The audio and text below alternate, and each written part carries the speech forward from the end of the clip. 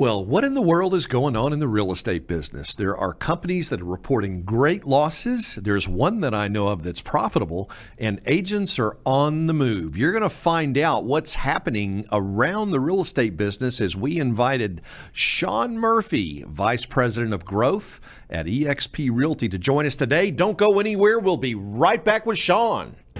Real estate agents, are you struggling with the day-to-day grind, dialing for dollars, putting in hours of floor time with little to show for it? Are you looking for tips, tricks, and tactics to accelerate your career as an agent that will have you closing more homes, working with more clients, and earning more money than ever before?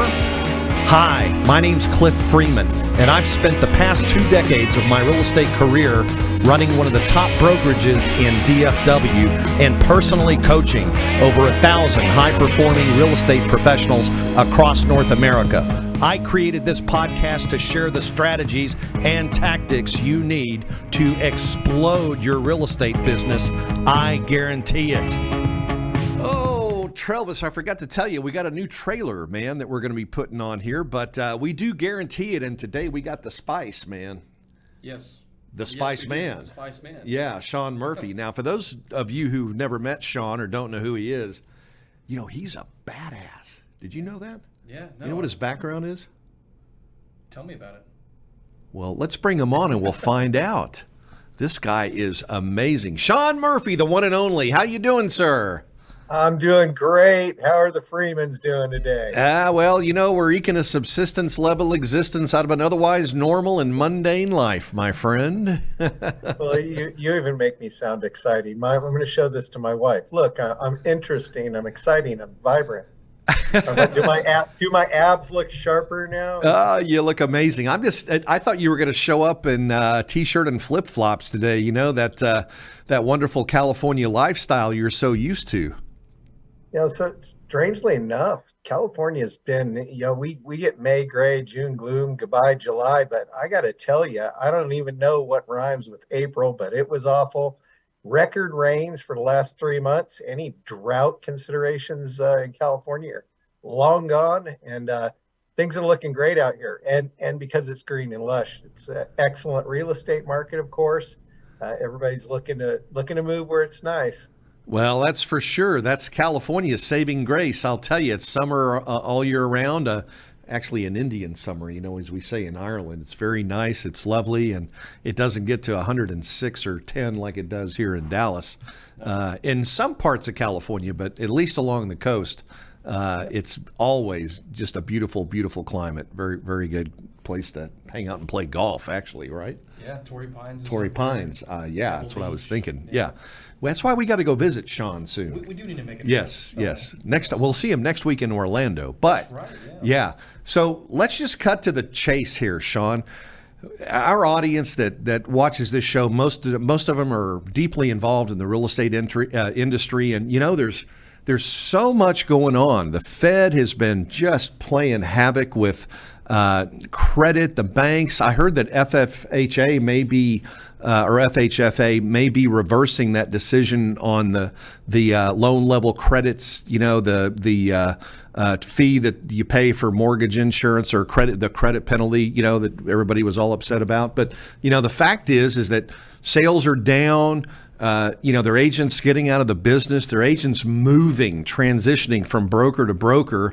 And then all of a sudden, my God, these earnings reports come out and it's nothing but blood on the carpet. I mean, Element, Anywhere, Compass loses $150 million.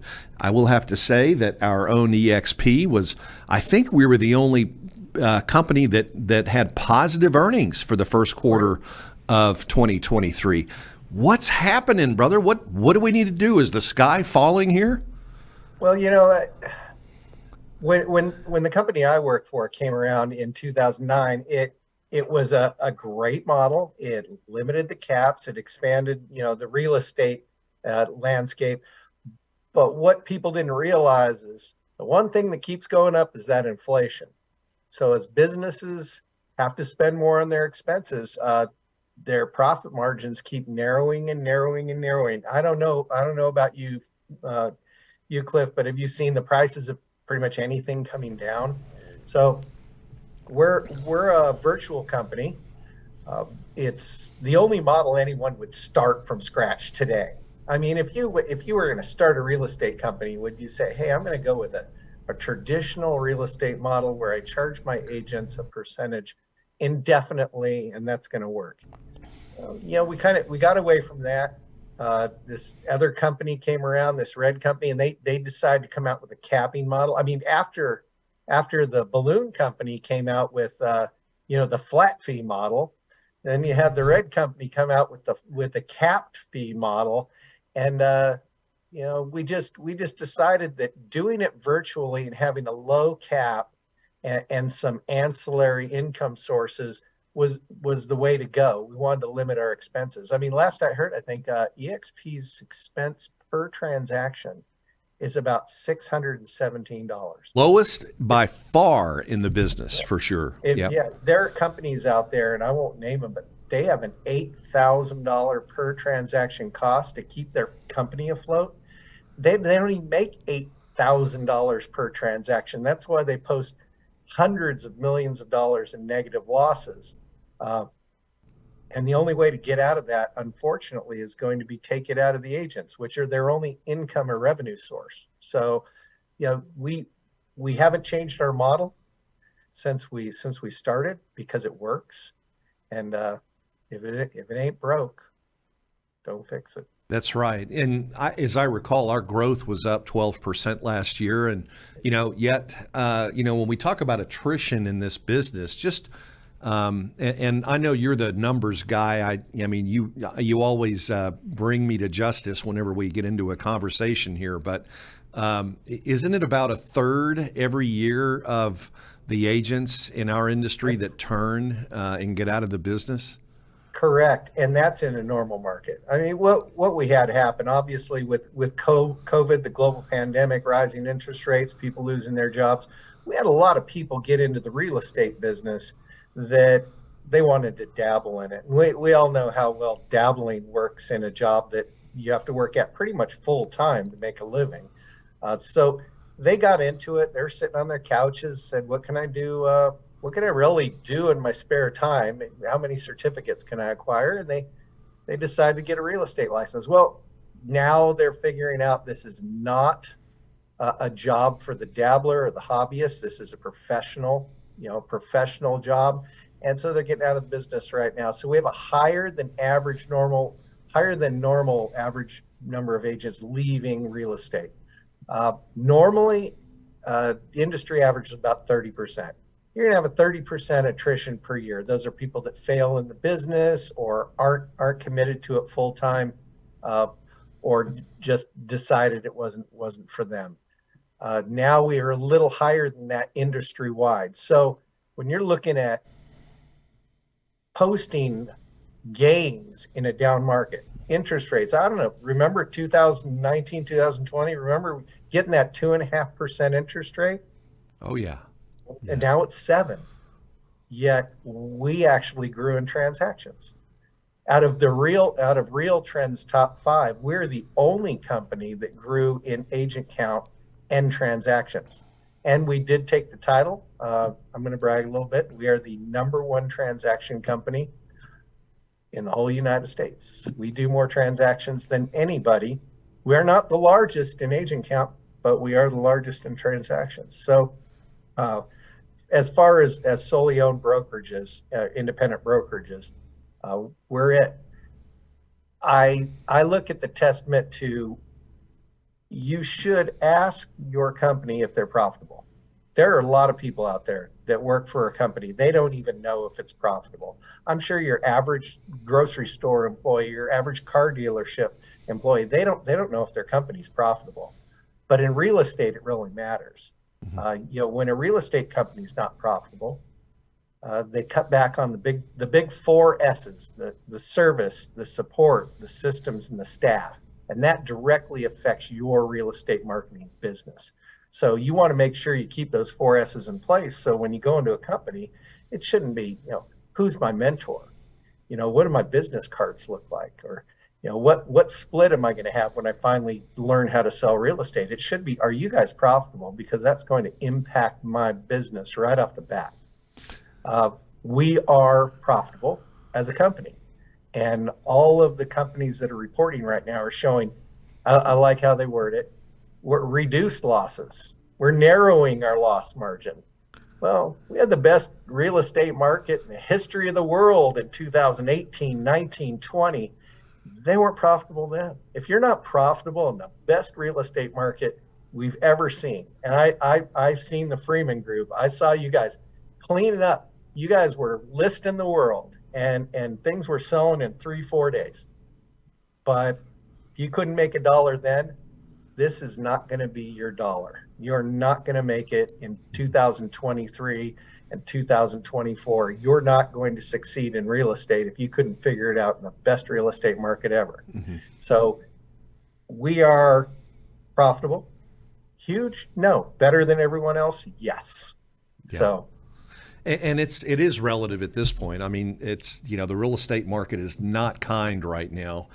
And it's funny, I was just having a conversation with a mutual friend and one of our great agents brokers out in San Diego, Kyle Whistle, and we were sort of discussing another company in our space and the idea, this notion of, they're losing money according to how much they're losing and how much they have. They've got a runway.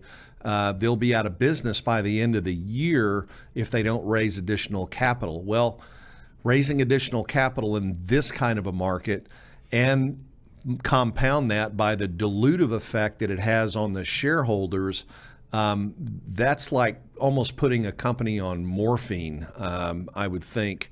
Waiting for the moment, but trying to get that type of a capital raise done right now is going to be really interesting. But I swear, we talk about this on the show all the time, Sean. Realtors will spend more time planning their next vacation than they will investigating the financial health of the broker that they're about to join. I mean, your point was so well taken. If people would spend the time to do the due diligence, if you're going to build a rev share line, you better make sure the company's going to be around next year to keep paying it, right? Right. Exactly. Yeah. So and we've been looking into this a lot. I probably interview 10 or 15 teams, large teams, brokerages, or large influencers a week, and never once. Not once, out of 10 years of doing attraction at a high level, has anyone said, by the way, do you guys make any money? Are you guys profitable? Are you going to be around next year? They focus on what are the things that anybody could do. I mean, Cliff, you can run down to the store and get somebody some business cards. You could probably get on GoDaddy and buy a website and make them a website. And that cost y'all $2.99.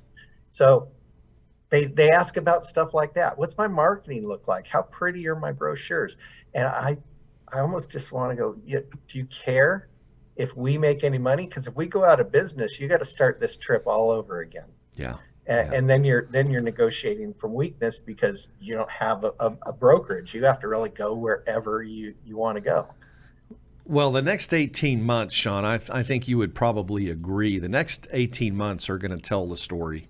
We'll see. Hopefully rates will come back down, but we need some relief. The Fed has done a great job of messing up a lot of people's lives right now just for the sake of getting inflation down to where they feel it should be. And that's a tremendous price we pay for their ignorance, when they should have started, adjusting for this transitional inflation that they discovered after COVID a long time before. It wouldn't have had to have been so harsh and so quick and so painful.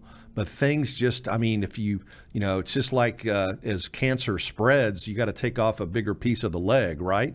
So that's what they've done. They've taken the right leg off of the economy right now. But on the other hand, the good news is, and I would like to know, so you say you talk to 7 or a dozen influencers, large teams a week. What give us a little, see if you can give us some insight, not who, but what kinds of agents are now coming over? I know that we lost some. Let's talk about that first. The agents that we lost, and you know the numbers again. Sean's who I rely on for this kind of thing. Sean, what was the typical agent that EXP lost? What was their avatar? Well, their avatar was the non-producing agent, exactly who we talked about a little while ago. Somebody who got into the business, it didn't work out for them. Only 6 or 7% of the whole United States are high D drivers, people that are going to drive a company to success or into the ground, either way. But these people were not that. These people wanted to give it a try. It looked like easy money, or at least something they could do in the absence of reporting into another job or an in real life job where they had to show up every day to an office. Well, we lost a lot of those. 75%, about 3/4 of what we lost, what walked out the door, did 2 deals or less. And I believe almost 50% of them did no deals. So that we didn't lose volume as an attrition. Standard in the industry prior to COVID, prior to a real ballooning in the number of agents that were joining the National Association of Realtors, was about 30%. Every year, you could really look at an industry average of about 30% of the agents would rotate in and out every single year. We have a higher than that in the industry right now, a realignment. People are going back to what they do best, and I appreciate that. I seriously, it took me 5 months to find somebody to help me build my fence. I appreciate people are going back to what they do best. So we're seeing a higher than average number of people leave the industry, but not at my company. Personally, we grew. I believe we grew 12% year over year. We did not have a higher than average loss. I guess we did, in that we would normally, during that period of time, in the absence of COVID, we'd have grown at a much higher multiple, but people tended not to move companies when they couldn't even leave their house. So we're seeing it pick back up again. We have great economic news from the National Association of Realtors. So we have great economic news in that next year we're looking at a possible return to a normality in our housing situation. That tends to attract a lot of realtors, and it tends to attract higher profits and higher agent retention. So hopefully in 2024, if the economists are right, Cliff. Yeah, well, I saw a survey recently where they polled potential home buyers and even home sellers, and asked, at what interest rate would you get back into the market? And it seemed to be that 5.5 was the magic number. 64% said, once rates get back to 5.5, we'll go ahead and start, getting our house in order to sell or to buy. So again, just depending on, what happens here going forward, there's still so many unknowns. We just have to let it play out. But I'm very optimistic. As you guys know, I sleep with sunglasses on, just in case the sun comes up in the middle of the night. I want to be ready for it, right? So that's how optimistic I am. So our builders have had a lot of new starts. We actually have a record number of building starts.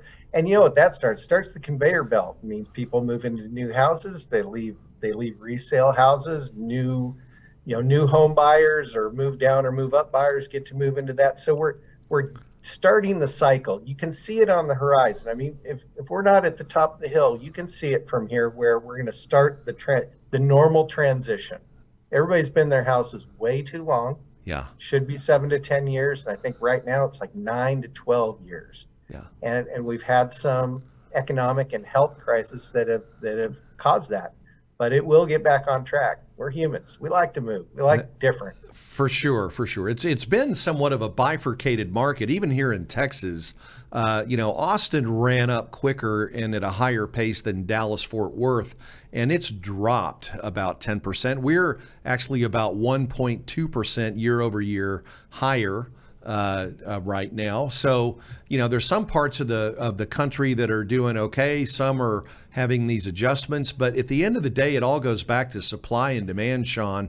And, I think we're still the last time I checked. We're about 85,000 homes short of a balanced market just in the Dallas-Fort Worth area. So the builders, I mean, God, I hope they get back online because we really need the inventory. But they're, again, costs have risen. When they go out and their cost of capital right now to put a house up, and it takes a certain period of time. I mean, it's doubtful that we're going to see prices, at least in our local area here, go down anytime soon. So people who are waiting, you're running the risk that, again, that house that you wanted to pay $700 for today could be $750 or $800, regardless of what happens to interest rates here. The time really is to you got to eat while, my dad used to say, remember, you got to eat while they're passing the appetizers around, because they may run out of food by the time you're ready for the main course. So It's absolutely correct. In my local market, prices went up 11% year over year, and they said the real estate market here will crash as soon as someone can find a home. So there's no listings, there's nothing to buy. There's no San Diego left to build on, so we're not seeing these huge sprawling real estate tracts going up. So they said there's no chance we can crash because there's such a huge need for housing right now that they're still overbidding. I think they said in the NAR survey that 70% of the houses were still selling under 30 days, and 28% of the houses were still getting multiple offers. And those are the good ones that everyone wants. That 28% is still a hot commodity. Well, I mean, that's just it. That's the problem with the statistics, because when you read that there are 400,000 homes on the market, you got to understand 60 to 70% of them are already under contract. Right. The day they hit the market, they go under contract. So the real inventory is probably closer to 150 or so thousand houses, which is, I mean, it's still just anemic compared to where we were even during the COVID days. The builders just flat out stopped building for a period. Thank goodness they're picking back up again now. Builder sentiment is up. They know they got their work cut out for them. I mean, they're going to have to get out and really gin. But the good news is for a while they almost wrote the real estate community off. And now they're back out, grateful that we're showing their houses and bringing clients to their spec homes and so forth. So it's kind of an interesting love-hate relationship that we go through with the builders, just depending on how good sales are and how much they feel or don't feel they need to have realtors on their payroll. But I think wasn't it, and again, Mr. Statistics here, I think it's 89% of builder properties get sold by real estate agents, if I'm not mistaken. Yep, I think it's 89% of all property gets sold by real estate agents. You're obviously going to have your probates, your trusts, your dispositions that are done by other than realtors, and very few actually do the for sale by owner route because they're just not getting the exposure and the highest price. But it's still a complicated process. It's still a professional process. It should probably be a college degree. More than anything that I'm seeing right now is the top agents are the ones getting the business because they know what they're doing. You just can't risk it. I mean, in our market, a house still sells in 10 days. I saw one that was on the market for 3 months, and I finally said, I'm going to go see it. Why has it been sitting here for 3 months? It actually had 2 price decreases. And I walked inside and immediately turned around because the overpowering smell of mold hit me. And I turned around and went, oh, that's why. This house is horrifying. And those sit on the market too. You have houses that are about to be red tagged. They'll sit on the market. They distort the numbers. You get one house that spends 365 days on the market. It takes 4 houses to average it out, 4 good ones. So it's going to be interesting. I can't wait for the builders to catch up. I can't wait. I actually have a new real estate agent that I hired who said, when he said, "What should I do?" I said, "Go out and look at all the open houses." He goes, "I can't find any open houses." I go, "You want to look at the inventory and learn the inventory?" He said, "I can't find anything. I went to one last week, but it's the only one I've seen." So I I know. I mean, now we have to convince sellers to keep doing open houses so we can encourage backup offers, right? I mean, because they go under contract the day they hit the market, open houses. When Josh Altman was here last year with us, I mean, he just said flat out, open houses are still the best lead generation tool in our business. And that open houses went away for a while. So you had to get creative about, how you could let, sellers continue to let you show their homes. Right. Sean, I want to shift gears here just a little bit. People who don't know you, just a little bit about your background. You have a phenomenal tenure here in the real estate business, but prior to getting into real estate, when you got out of high school and were a young man, you got involved in the service. Would you give us just a little backstory on what you learned and what you were doing back then? yeah, I've actually talked to therapists about this. I have such a diverse set of skills. I when I was in high school, I was a big swimming and soccer fan. When I was getting ready to get out of high school, I joined the U.S. military. I became a combat search and rescue swimmer. I had a couple of technical designations that I can't talk about here on television, but uh, I spent 8 years in the service, serving our country overseas. Loved every minute of it. Uh, got out of being in the military and became a fine art designer. So painted paintings for luxury resorts and people's houses and galleries from Florida to Chicago to the United States, thousands of them. Uh, and one day I was surfing and I broke my leg, 6 places. And I did what all the people in COVID did. I said, I got 3 months to mess around here. What should I do? And I looked on the return on investment for a lot of different degrees, my Series 7 stock trading license and stuff like that. And real estate seemed pretty good. I went, wow, average realtor's making $72,000 a year. Now this was in 2001, so be aware, as a while ago. Uh, so I decided to do that. I got my first 5 listings on crutches. Oh my gosh. Sympathy When listings, huh? you got nothing to do, you might as well go knock on some doors in a seaside community. So maybe I got the pity listing there. Cliff, I could have just been we'll give the poor little kid on crutches some opportunity. I was just saying that you got sympathy listings, right? That's it. I should Yeah. have had a shirt that said veteran on the back, and then I could have really got the sympathy listing. I think the military showed me that you finish the job no matter what. You do it no matter what. Getting into the corporate world of real estate, it's the same thing. We know what we have. We support it 1,000%. We're going to get the job done no matter what. My job is customer service. My job is supporting my agents. I I'm fanatical about it. I believe that every agent is a gift to the company and they deserve to be treated special. And I've 87,000 people at EXP, and I try to touch them all. Well, next week I'll be seeing you. Well, thousands of agents there. I got myself a hospitality suite, and I want everybody to come in. I want to meet them all. I take a picture with me and meet me in Orlando. That sounds like a song by Tony Orlando and Dawn, but but yeah, I want to meet all the agents. I want to see how I can help them. My particular skill set is that I'm a real estate geek, so I know all the corporate models.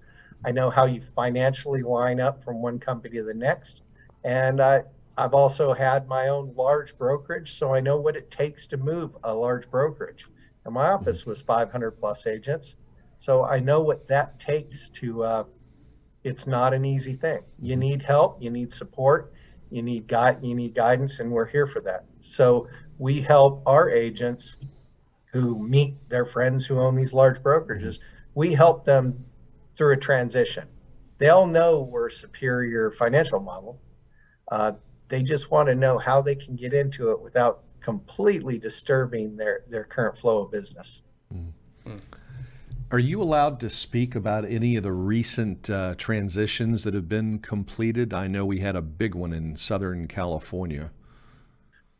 I mean, I can tell you that it's a larger national brand, and all 7 offices in Southern California transitioned over. You know, I never disparage another company. I know that we've had several former franchise owners of some of the larger franchises come over. You know, there's an old saying, the broker is the brokest person at the brokerage. And right now, with increasing costs and decreasing commissions and having to, I mean, I couldn't imagine being a large office and collecting money from my agents and then having the agent come up to me and say, you know, I could just go over there and pay a lot less and get a lot more. What do you say about that? I mean, that just makes me cringe. You're really at that point, you're putting your relationship with that agent on the line, saying that you're the better deal and you're the better solution. When you know, and enough people have transitioned to the model where they have the revenue share, where they have the stock ownership, where they have the lower transactional costs, to say, I've been lying to people for such a long time that I don't even know how to do anything else. All I know is that one owner said, I did it in the best interest of that company because I had other investors. And where does your soul go when you're lying for money? And I think that's the bottom line there. You're telling a fib that you're the best, and everybody says that. I'm number one between 5th Street and 6th Street, west of Ash Street. So they're saying they're the best. For what? They might have the best comfy chairs. They might have the best whiteboard in the whole county. But are they truly best for your overall business? Yeah, it's like participation trophies. Everybody's number one, right? Yeah, I think it's back to the profitability of the company ultimately. Well, that's just it. I mean, yeah, I mean, why? You look at some of these P&Ls from these franchisees, and I've seen them, especially in this kind of a market. They can't make that fixed overhead go away. No, that's stuck. And that big fat franchise fee is there every time. You can't just say, hey, can I get a little break? Can I get a little relief from this? That's like trying to take a couple of years off on your mortgage. It's not going to happen, right? I've heard it said often that, hey, you don't own the franchise owns you, right? Something to that effect. You are 100% correct. They don't have a expiration date on that contract for you. And it doesn't say anywhere in that contract that you get a certain amount of money every single month. Yeah. And people don't say it's a real estate franchise agreement. It's a divorce decree. It's what happens when I try to separate from this nightmare. So sure, Sean, what kind of words would you have for a franchise owner in a market that's really unknown going forward? What would you say to them after what we were just talking about? Any advice on what's well? First of all, you're in a contract. You want to make sure that you're legally able to leave your contract. That you're in your free look period, or that you have a way to purchase yourself out. A lot of people come to us and say, "Hey, I'm stuck in a contract," and there's a tenet out there called tortious interference, and it's a law that says you can't interfere in a legal contract. You signed a legal contract just like somebody who's buying a house did. They have legal obligations, and it's got an end date, and it has a cost, and whether you have a non-compete or a non-interference agreement inside of that, you want to know your contract. But if you're at the end of that, you always have choices. You can stay where you're at, and in 5 or 10 years, when the next one expires, you'll be exactly on the same plan that you're on right now. or you can look at all your options. And I suggest looking at all of your options. If you're watching this show, just ask Cliff, what are the options? We can lay them out for you. I do that all day long. I lay out, this is what you did the last 12 months at your current company. This is what you do at this company. This is what you would do if you came to my company.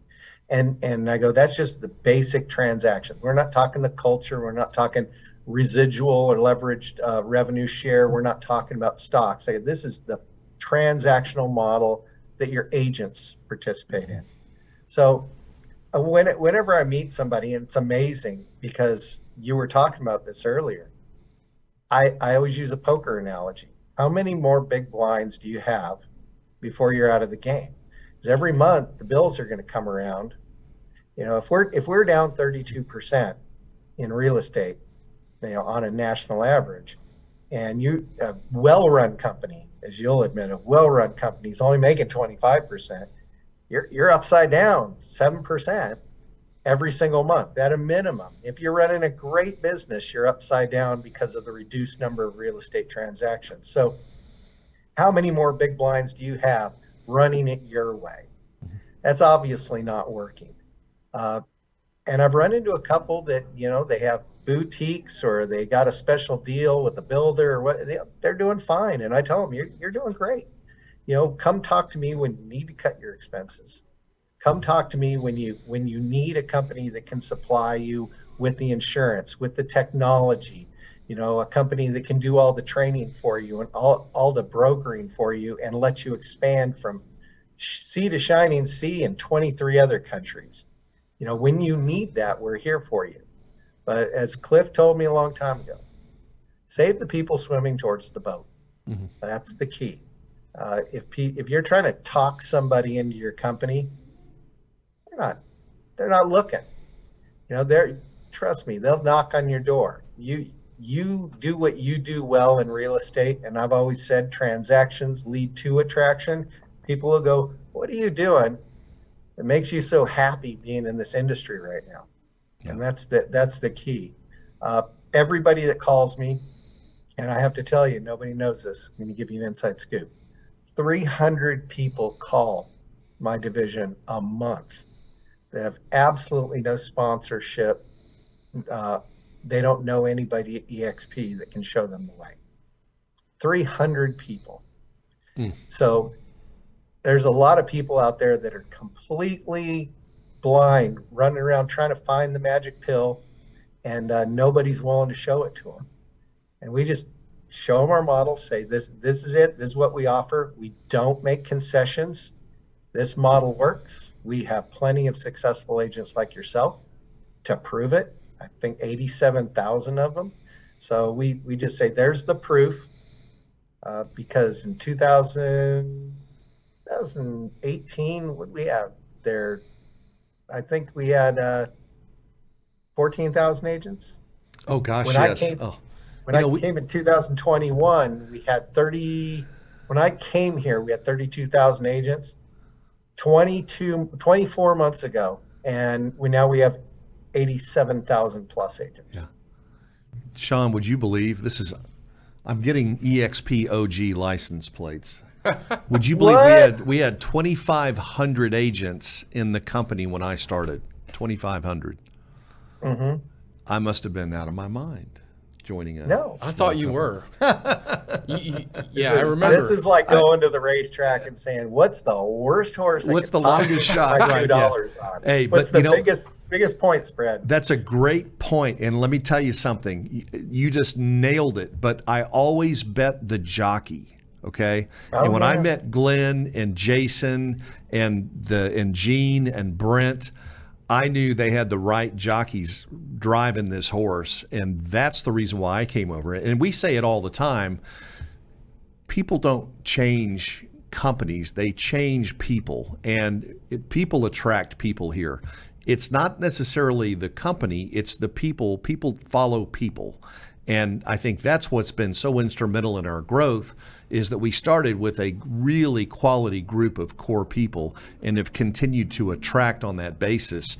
When you and I were talking with C3 before the show about the quality of agent that we're seeing come across the river here to us, we absolutely are getting some of the best in the business that are making that choice, that decision to come over and run their business under the EXP label here.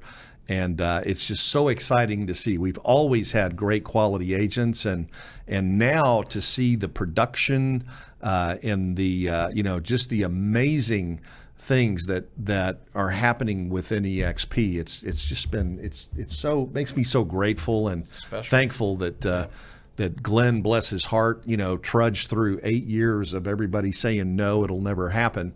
To where we are today, and here's to the naysayers. I hope they have a great time stuck where they are, and we'll see you at the top or from the top, right? Amen. Oh yeah, it's like you said. I've been a broker at 2 other large, huge monolithic companies, and I've owned my own brokerages. This is the first time I've been excited. I mean, truly excited. Yeah. People go, "Do you like your company?" I go, "Oh, don't even start. You don't want me to go down this route. This will be a 2 glasses of wine or beer or whatever you're drinking." But I could go on and on and on, and we call it EXP on people. But Yes. People go, "Tell me about EXP," and I go, "No, don't do that. Give me the. I'm going to explode right now. You actually asked the question." So you have to moderate it, because, remember when you go to your favorite restaurant and your friend asks you, "How was the restaurant?" You just go, "Oh my gosh, it was the greatest. You should have had that steak. It was incredible. The crumble on the steak and the sides." I've never had a steak that great. The wine matched perfectly. The atmosphere was great. I'll tell you about our waiter for an hour. Yeah. You don't have to solicit that response from them. They're excited about their restaurant. They love it, and that restaurant doesn't need any advertising. Well, that's kind of like us. I'm like, it's like asking me about my favorite restaurant, because you and I have been doing this for a couple days, just a couple. Yeah. And we could do it on our own. We could do it with somebody else. We'd be just as successful transactionally anywhere that we went. We market ourselves. The company is your support system and your umbrella, and your affiliated services. But we chose this. This wasn't 2 agents coming out of the real estate school saying, "Where do we land?" My last year in real estate, I did $2 billion in sales. My office did $2 billion in sales. So I didn't make this choice lightly. I made this choice carefully and over several years of watching it, and finally just went, "Okay, I am the idiot in this situation by not going there." I tried to justify it. All right. Well, Sean, I got to tell you, it's been a pleasure. We are at the top of the hour. We're actually a little bit over here now, so we're going to have to run. But I look forward to seeing you with C3 in Orlando next week. And, man, can we get you back on the show in the short future here and just get a little checkup from the neck up on the status of the company? We love it when you're here. You deliver so much value and really help us understand what's going on. Would you come back again, please, sir? Perfect. I'll bring some slides with me. Maybe we can do a little analysis, because I know you are the king of the market analysis. I love that. I love that. Ladies and gentlemen, Sean Murphy. Oh my gosh, what a great show today. I really appreciate you, Sean. And we will be in Orlando next week. Travis, you got the day off next Thursday, okay? But thank you guys so much for being here. If it wasn't for you, we wouldn't be here either. But much love from Lincoln Center in Dallas, Texas. We'll see you next time right here on Cliff's Notes. All right, folks, tune in to Cliff's Notes every Thursday at 1 o'clock Central for the tips, tricks, and tactics to explode your business. I guarantee it!